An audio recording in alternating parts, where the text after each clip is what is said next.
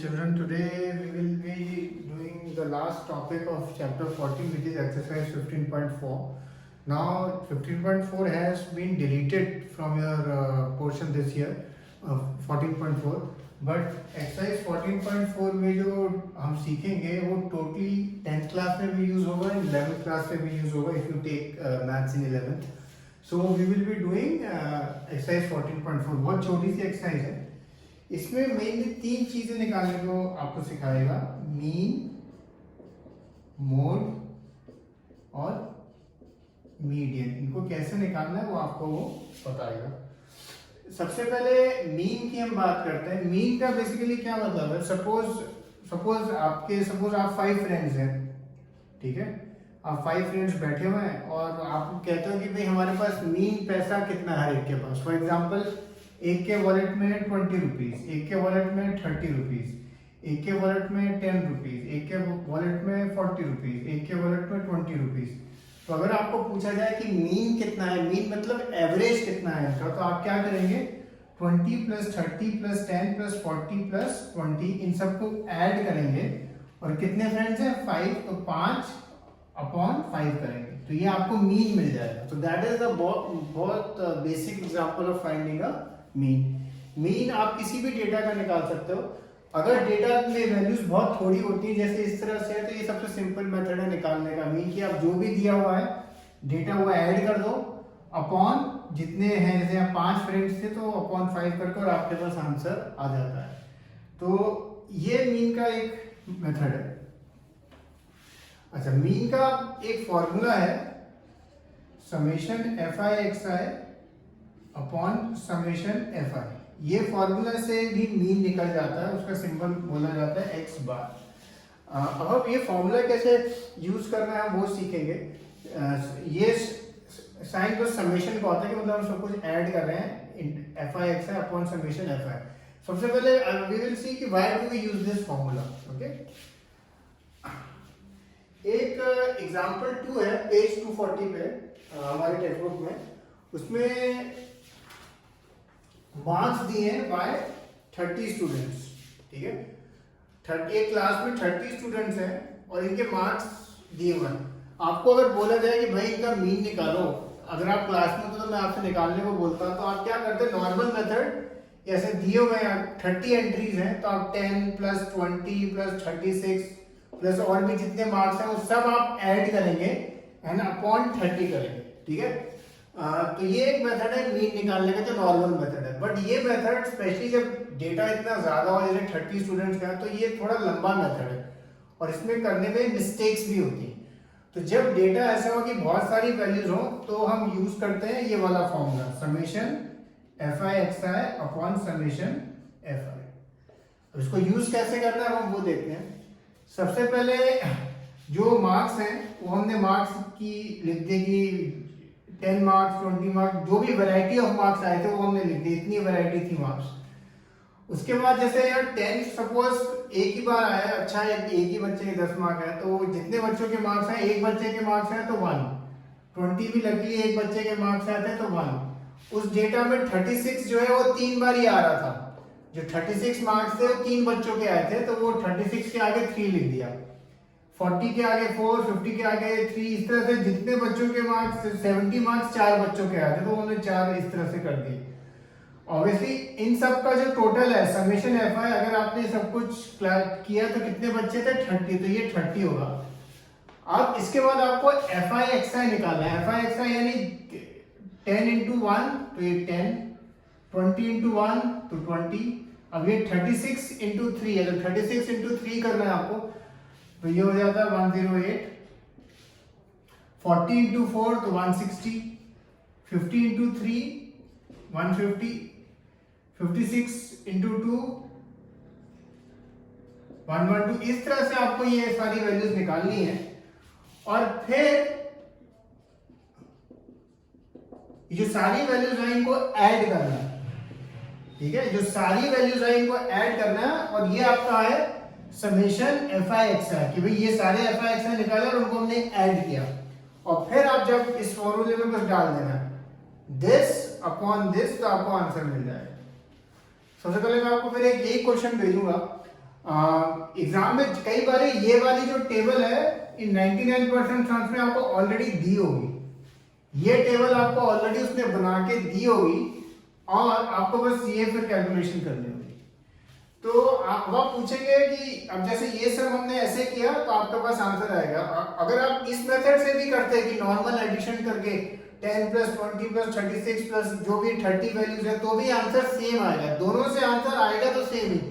But हम ये formula इसलिए यूज करते हैं कि ये इजी रहता है एंड मिस्टेक्स का चांस बहुत कम हो जाता है। ओके, अब ये था मीन का सम एंड अब इससे पहले हम आगे बढ़े एग्जैक्टली इसके जैसा जो एक सम है एक्सरसाइज का 14.4 क्वेश्चन नंबर 5, अब मैं आपको वो दिखाना चाहता हूं।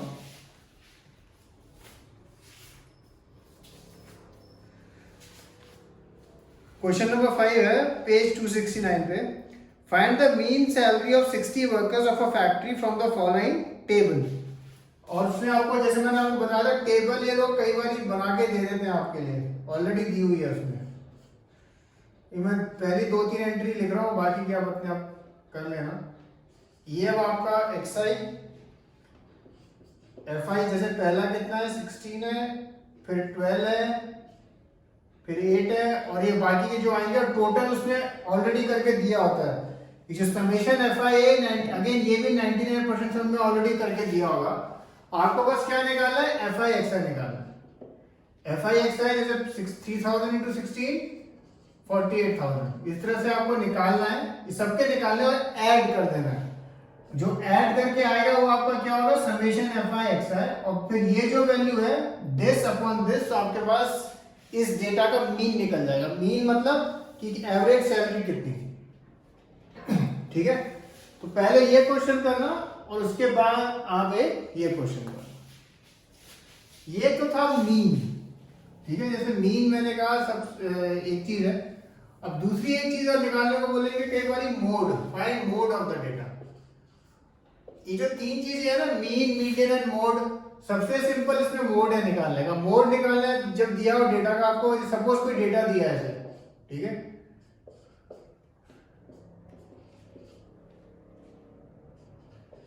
ये सपोज डेटा है कि कितनी पेंसिल्स हैं हर एक बच्चे के पास। एक के पास 100 है, एक के पास 12 है, दो के पास 8 है, एक के पास 10 है, एक के पास 50 है। अगर आपको बोला जाए find the mode of this data, तो मोड में आपको बस क्या करना होता है, कौन सी वैल्यू सबसे ज्यादा बार रिपीट हो रही है। तो अगर आप यहाँ देखो सबसे ज्यादा बार कौन सी वैल्यू हो रही है 8, तो 8 is the mode of the data.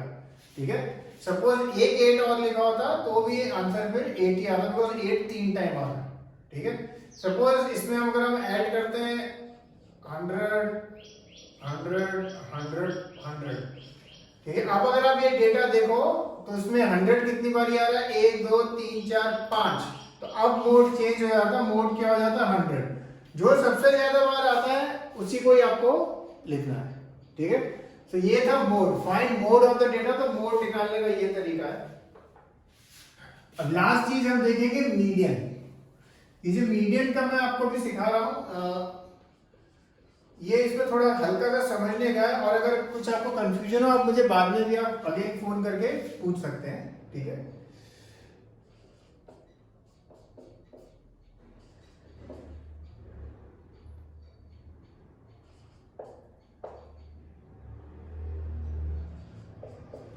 ठीक है, सपोज आपको बोला है मीडियन निकालने को, ठीक है, और ये 1 2 3 4 5 वैल्यू दी है, बोला है इनका आप मीडियन निकालो। ठीक है, तो जब भी मीडियन का सम है, फर्स्ट स्टेप आपको सम स्टार्ट करने से पहले क्या करना है, जो भी डेटा दिया है उसको असेंडिंग ऑर्डर में करना है। असेंडिंग ऑर्डर मतलब पहले 8 आएगा, फिर 11, फिर 13, फिर 21 और फिर 31। ठीक है, ये फर्स्ट स्टेप है। सेकेंड स्टेप है आपको काउंट करना है नंबर ऑफ ऑब्जर्वेशंस कितनी है, इवन है कि ऑड है। आप काउंट करते हैं 1 2 3 4 5, नंबर ऑफ ऑब्जर्वेशंस कितनी है यहाँ पे 5। ठीक है, जब नंबर ऑफ ऑब्जर्वेशंस ऑड होता है ना तो सम बहुत सिंपल होता है। वो कैसे, जितनी भी नंबर ऑफ ऑब्जर्वेशन है ना 5 है, तो जो भी ऑड नंबर है उसमें ऐड करो 1, 5 प्लस 1 और अपॉन 2 करो उसको। तो 5 प्लस 1 क्या होता है 6, 6 अपॉन 2 क्या होता है 3, 3i यानी थर्ड ऑब्जर्वेशन आपका आंसर है, थर्ड ऑब्जर्वेशन आपका मीडियन है, यानी 1 2 3 यानी 13 इस क्वेश्चन का आंसर है फिर। ठीक है, तो जब नंबर ऑफ ऑब्जर्वेशंस ऑड होता है आपको बस क्या करना है, जितनी भी नंबर ऑफ ऑब्जर्वेशन है उसमें +1 करना एंड अपॉन 2 लिखना उसको। तो 5 + 1 अपॉन 2 यानी थर्ड ऑब्जर्वेशन। कुछ बच्चे क्या करते हैं मुझे थर्ड वर्ड लिख के और छोड़ देते हैं, नहीं थर्ड मतलब फिर आपको डेटा में से देखना थर्ड ऑब्जर्वेशन कौन सी थी।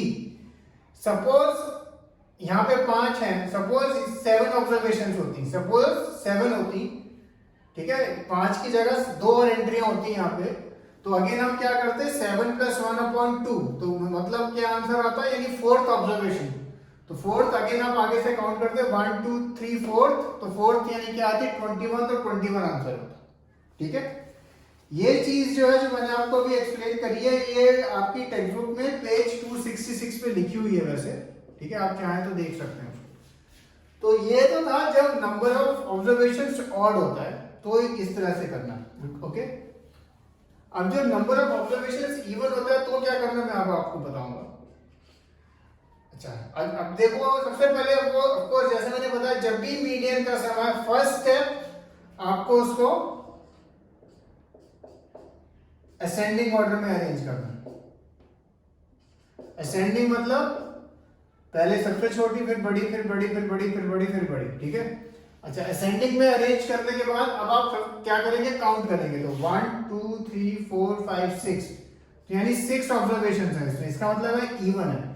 तो जब इवन में आपको मीडियन निकालना हो तो थोड़ा हल्का सा एक काम करना होता है। क्या करना है आपको, सपोज नंबर ऑफ ये जो 6 है ना, तो 6 अपॉन 2 करने का, यानी कितना आया 3। अब 3 से नेक्स्ट नंबर क्या आता है, फोर्थ। तो अब आपको क्या करना है मीडियन निकालने के लिए, जो थर्ड और फोर्थ ऑब्जर्वेशन है उन दोनों को लिख के ऐड करके अपॉन 2 करना है। 1 2 3 थर्ड ऑब्जर्वेशन क्या है 13, फोर्थ ऑब्जर्वेशन क्या है 15, तो 13 + 15 अपॉन 2 यानी 28 अपॉन 2 यानी 14 आपका फिर मीडियन होगा। ठीक है, तो जब इवन ऑब्जर्वेशंस होती हैं तो आपको एक ये स्टेप करना होता है। मैं एक बार और एक्सप्लेन करता हूँ ये स्टेप। सपोज इसमें इस डेटा में 2 ऑब्जर्वेशंस और होती है, से 52 और 71, ठीक है। अब अगर आप देखो नंबर ऑफ ऑब्जर्वेशंस कितनी है, 1 2 3 4 5 6 7 8, अगेन इवन है, तो और टोटल कितनी है 8, तो 8 अपॉन 2 करेंगे आप, यानी क्या आया फोर्थ ऑब्जर्वेशन। अब फोर्थ के बाद क्या नंबर आता है 5, तो आपको फोर्थ एंड फिफ्थ ऑब्जर्वेशन लेके और उनका फिर मीन निकाल के आंसर लिख देना। 1 2 3 4 यानी 15, फिफ्थ ऑब्जर्वेशन है 21 अपॉन 2 करके, और ये जो भी आंसर है ये आपका मीडियन होगा। ठीक है, तो अगेन ये चीज अब पेज 266 पे भी लिखी हुई है, एक दो बार जब आप सम करेंगे तो आपको आइडिया लग जाएगा। Okay, right now from the exercise you have to do only one sum, वो जो फिफ्थ क्वेश्चन है, और बाकी कुछ सम्स में आपको मीडियन और मोड के भी भेजूंगा, just so that you can get to know how to do this sums. Okay, and if you have any doubts you can of course call on message. Okay, cheers.